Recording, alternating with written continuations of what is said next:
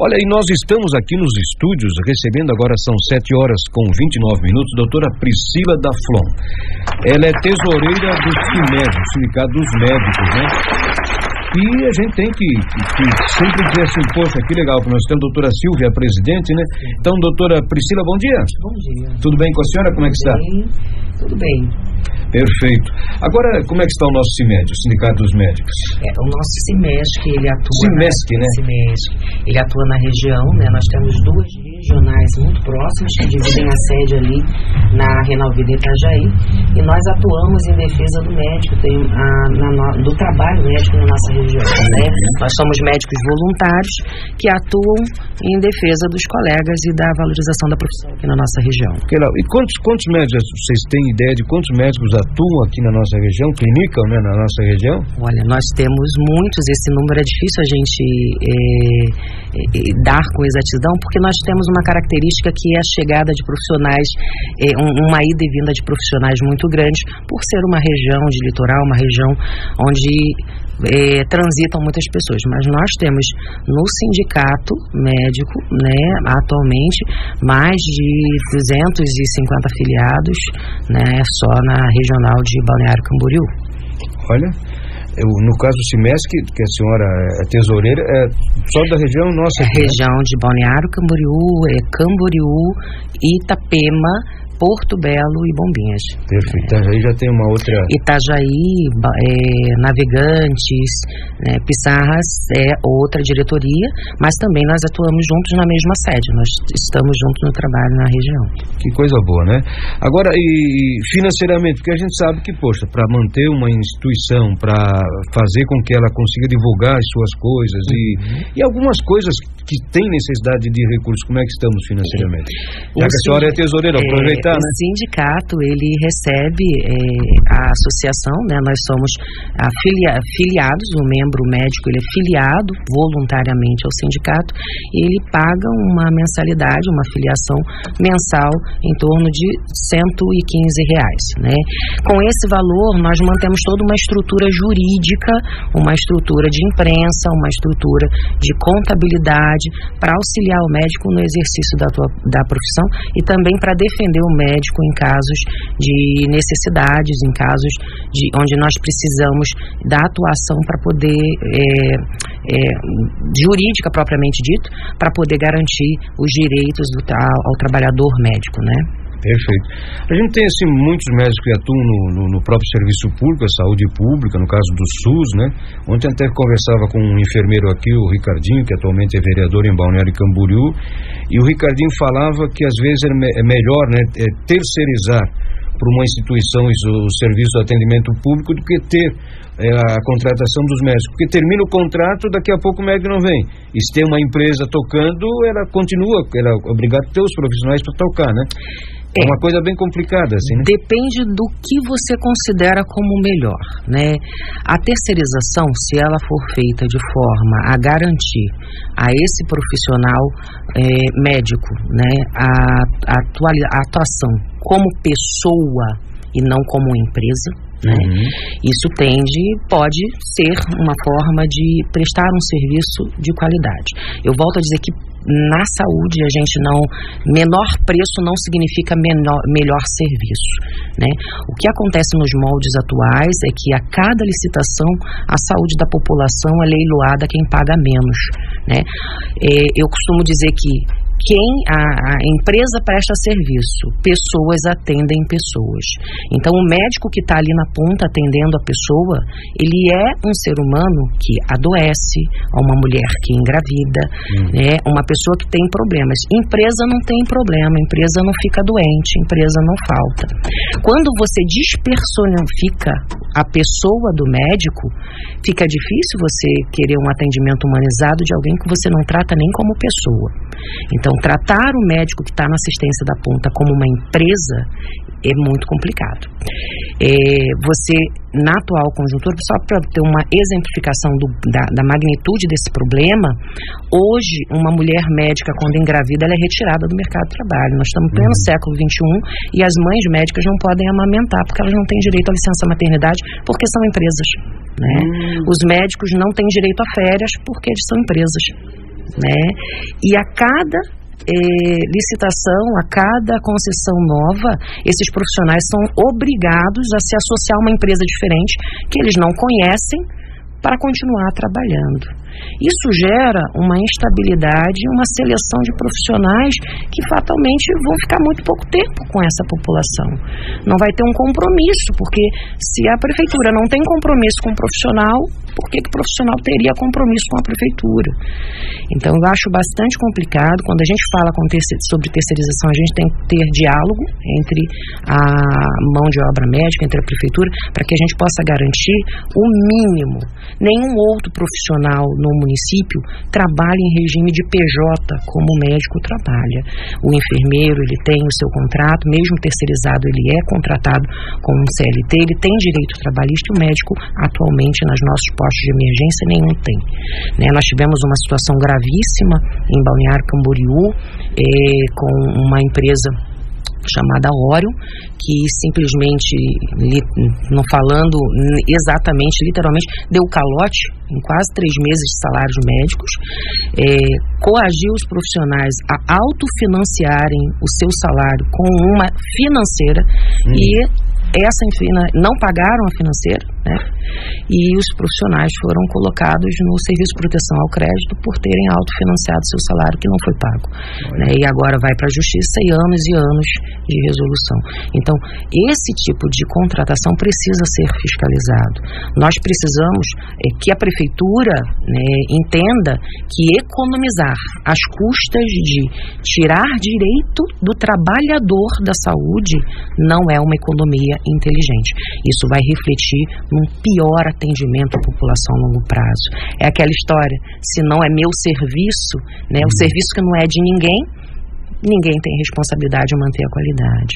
Então, na saúde, o valor é importante, a verba é importante, o menor preço também deve ser considerado, mas não deve ser usado como um único fator para decidir a forma de contratação de profissionais. Essa empresa foi aquela do PA da Barra, né? Do PA da Barra. Inclusive foi muito divulgado, e infelizmente os profissionais que acabaram no prejuízo. Continuam pagando preço, não pararam de atender, embora sem salário, né? Eu não digo nem salário, né? Sem remuneração, porque eles não são trabalhadores, eles não são reconhecidos como trabalhadores, embora atuem há muitos anos ali atendendo a população.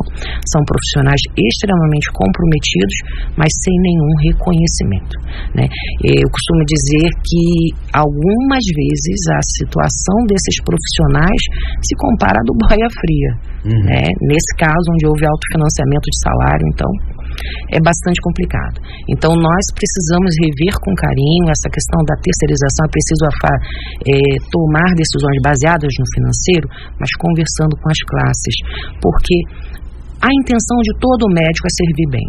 Ninguém enfrentou 6 anos de faculdade, mais 3, 4, às vezes 5 anos de residência, mais os cursos de especialização que são caríssimos para a gente poder atender com qualidade, estar sempre atualizado nas melhorias. Ninguém enfrenta isso querendo prestar um mau serviço à população. Nossa intenção, a intenção do médico é exercer uma medicina de qualidade, é fornecer um serviço de qualidade. Porém, quando ele não tem a estabilidade sequer de saber se tem emprego amanhã, né? Hoje, na atual contratação, você pode dispor da agenda de um profissional durante 2 meses e colocar o nome dele numa escala e amanhã decidir que, não quero mais você não, e a partir de amanhã você não tem mais remuneração, né? Sem garantia sequer de que ele vai receber pelo que já trabalhou. Né? Tivemos um caso no Ruth Cardoso há pouco tempo, onde houve a mudança da empresa e os profissionais que tinham se comprometido com a escala, que recebiam um valor X, tiveram da noite para o dia o seu valor reduzido de recebimento, né? E esses profissionais têm conta para pagar. A gente não está falando de médico empresário, a gente está falando de médico trabalhador que paga aluguel, que paga escola de filho, que paga plano de saúde, alguns com situações graves, como câncer na família, tratando dos seus entes queridos, que de uma hora para outra perdem 20% do seu rendimento, que conta como orçamento familiar. E eles não têm proteção nenhuma, não há lei que os proteja, porque eles não são trabalhadores, eles são empresas. Então a terceirização tem a parte financeira do benefício, mas a parte da humanização é muito precária. Mas existe, né? Eu trabalho muito com CNPJ também, mas existem empresas que eu trabalhei que garantiam 13º, férias, às vezes até, dependendo do faturamento, até um 14º. A gente tem direito a tudo, né? Inclusive férias, né? Aí, remuneradas, mas era CNPJ. Agora tem empresa que não, exatamente. Vira, né? Quando você segura um pouquinho do dinheiro todo mês para fazer o teu 13º. Quando você dá ao profissional o direito dele se filiar ou não à empresa onde ele trabalha, você tem autonomia. Agora, imagina que você é um profissional que trabalha no pronto-socorro, né? E resolveram mudar a empresa e falaram assim, olha, a partir de amanhã você vai ter que se tornar sócio de outra empresa, porque é outra empresa que está administrando o pronto-socorro. Ele não tem direito nem de saber da saúde financeira daquela empresa. Ou ele faz, ou ele vai para a rua. Ou pior, às vezes o profissional não deixa de se filiar porque não tem outro médico para cobri-lo na escala. E esse profissional vai trabalhar por essa empresa por quê? Para não deixar o posto vago, para a população não sofrer. Exato. Como aconteceu nessa transição. Então a nossa responsabilidade, ela é, além de com a empresa, além de financeira, é com toda a saúde de uma população. Então sim, os profissionais se mantêm em situações às vezes que nós como sindicato, né, nós sempre orientamos, não trabalhe sem contrato médico. Eu desafio os nossos governantes, os nossos vereadores a chegar nos pronto-socorros e pedir aos médicos que estão lá trabalhando seu contrato, a cópia do seu contrato de trabalho. Qual dia o senhor recebe? Qual dia que tem que ser passado o salário ou a sua remuneração, a sua divisão de lucros? Qual dia? Os médicos não têm isso por escrito. Alguns nem sequer acesso ao contrato de prestação de serviço, né? E aí fica muito difícil. Por que as empresas fazem isso? Para ficar mais difícil que o médico cobre em caso de inadimplência. Então nós temos atrasos muitas vezes porque não tem nem papel escrito que dia que esse profissional tem que receber. E a nossa visão como sindicato é que também é responsabilidade da prefeitura fiscalizar de que nós vamos passar o recurso à medida que nós tivermos ali o contrato assinado dos profissionais do pronto-socorro. Garantia de que esses profissionais vão receber. Hoje você pega um profissional trabalhando e não tem escrito quais são os deveres desse profissional, quais são os seus direitos, né? E acaba que vira um leilão da saúde. E não é assim que se presta saúde à população. Então a terceirização é um assunto polêmico. Nós precisamos pensar administrativamente, nós estamos trabalhando com recurso público para atender a população. Nós temos recursos limitados, sim, mas nós estamos numa rica região onde nós não precisamos exercer medicina de guerra em nome do lucro. Então é isso que nós precisamos entender. A qualidade, não só o valor, precisa estar atrelada a esses processos de licitação, de concessão de serviços. Olha que coisa interessante, né? Às vezes a gente pensa e vai num pronto-socorro, vai num local para ser atendido e às vezes xinga o profissional porque demorou, porque isso, porque aquilo, mas não imagina o que está acontecendo por trás ali, né? E como a senhora falou, é um trabalhador igual todos nós, né? Que está ali para fazer um atendimento, pessoa a pessoa. E agora, já imaginou, por exemplo, um médico está lá atendendo e sabendo que está faltando alguma coisa em casa, e pode acontecer, porque não recebeu... Acontece, né? E acontece. Então, tudo isso é bom a gente falar de forma humanizada também com o médico. A gente sempre elogia, agradece quando dá um bom atendimento, mas a gente desconhece o bastidor da coisa ali. Né? E assim, a espera, eu sempre gosto de deixar isso em toda vez que a gente vai conversar com a população. A espera não é uma escolha do médico. A espera e a longa fila nunca será uma escolha do médico. Eu sou médica, trabalho em pronto-socorro, eu adoraria ter tempo para atender todos os meus pacientes com a qualidade necessária. Então, nós precisamos de um tempo mínimo para examinar, para tocar. Então, às vezes as pessoas reclamam, vou lá e nem encostam a mão. Só que você vai olhar no final da estatística desse profissional, da produção desse profissional, ele está atendendo às vezes 40, 50 pessoas em 6 horas. Não dá tempo. Eu não estou dizendo que está certo. né, o profissional atender dessa forma. Mas, se ele for atender como ele precisa atender, hoje o recomendado são em torno de 3 pacientes por hora num pronto-socorro. Imagina, eu estou falando de 20 minutos para cada doente.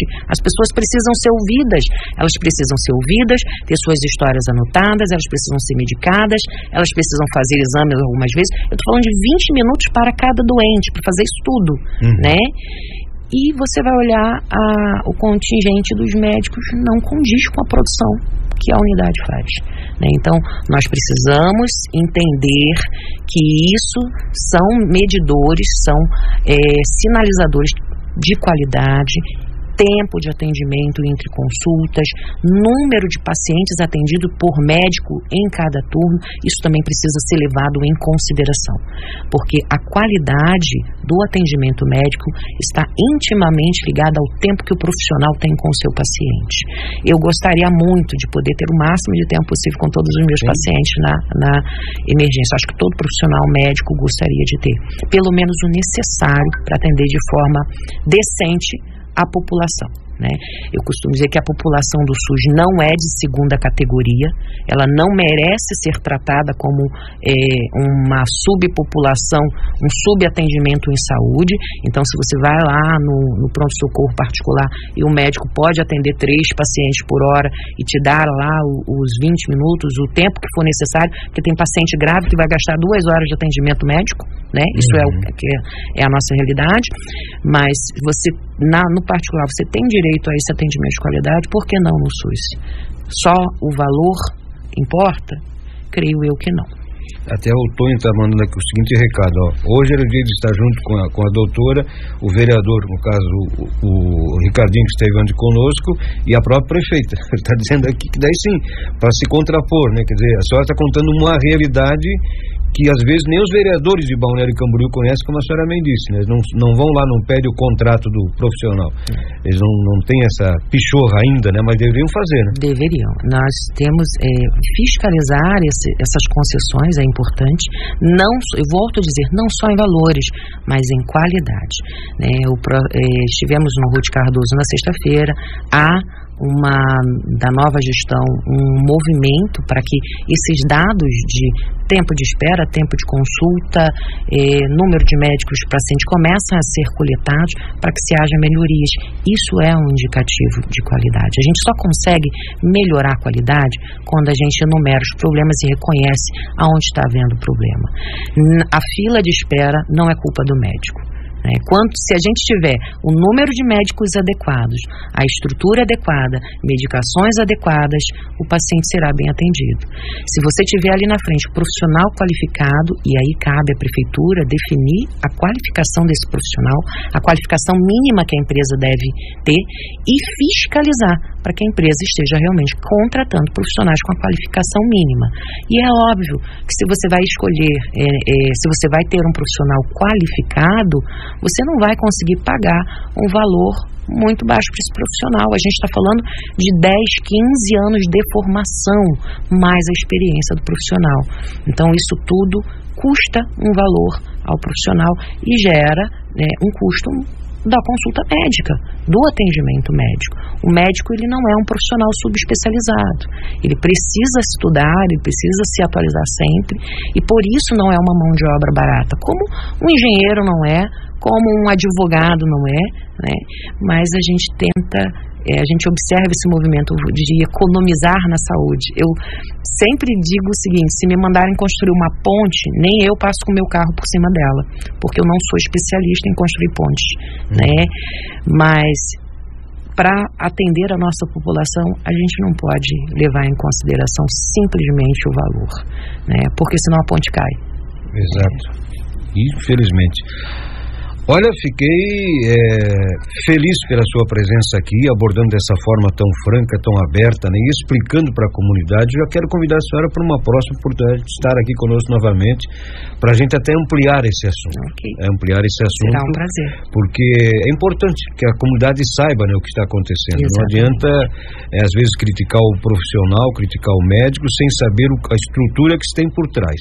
Essa questão do tempo da consulta, que a senhora bem citou aqui, também é uma coisa, né? E a gente vê que quando um paciente é muito bem atendido, ele conversa com o médico, com a médica, ele sai de lá praticamente já aliviado, quase que curado, né?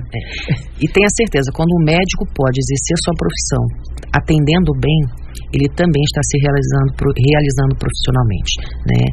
Então, é desejo dos médicos atenderem bem. Às vezes não temos as condições necessárias para fazer o mínimo, mas nós precisamos continuar brigando para fazer não só o mínimo, mas o máximo que nós pudermos.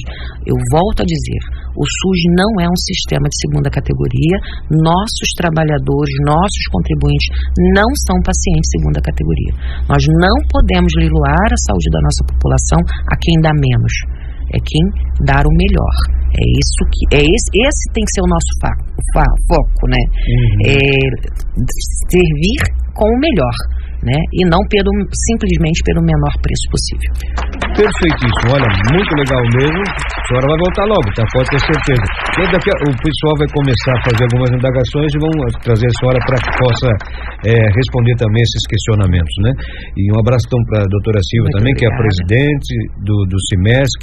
Um abraço a todos os profissionais. Eu sempre tenho um amigo muito particular, gosto de citar, que é o João Paulo, que é o único que trabalha com canabidiol, um dos únicos que eu conheço, pelo menos, né, pelo SUS também, não é particular, pelo SUS também, e a todos os profissionais, né, que se envolvem no dia a dia, né? Eu tenho o Dr. Weasley, ontem eu vi o Dr. Weasley, ainda fazia tempo que eu não via, e vários profissionais que a gente tem assim um carinho, uma admiração.